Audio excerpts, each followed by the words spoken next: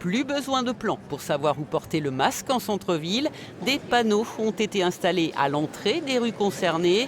Depuis samedi dernier, le message a eu le temps de passer et une nouvelle habitude s'est installée. C'est une contrainte, mais je préfère ça, donc non, je continuerai à venir en ville tout autant qu'avant. Ah bah ça va pas nous empêcher de venir au centre-ville, bien sûr. Je le portais en fait en ville déjà depuis la fin du confinement, donc non. Et au contraire, c'est bien. Toujours le masque dans la poche. Et si je peux l'enlever dehors, je l'enlève. Et si on peut pas? Et bien si on peut pas, je le mets bien sûr. Je suis disciplinée. Et une chance pour cette dame et les autres étourdis, pas de verbalisation pour le moment au centre-ville. Et pour les commerçants, apparemment, pas vraiment de changement. Il y a beaucoup moins de monde l'après-midi. C'est vrai que les grosses chaleurs, forcément, ça contraint un petit peu. Mais sinon, dans l'ensemble, non, ça va. Hein.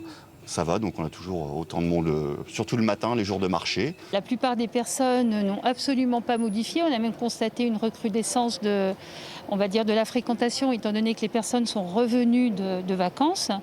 Maintenant, il y a toujours quelques irréductibles ou qui se croient irréductibles en ne portant pas le masque.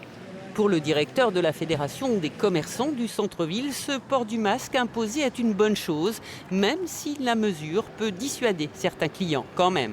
On sait que les personnes qui viennent en centre-ville, qui ont fait la démarche du port du masque, qui veulent se mettre du gel sur les mains, qui appliquent les gestes barrières, eux sont des vrais consommateurs. On a un grand magasin à Dijon qui annonce ouvertement une baisse de fréquentation dans son magasin, mais une hausse du panier moyen, une hausse de chiffre d'affaires pendant l'été.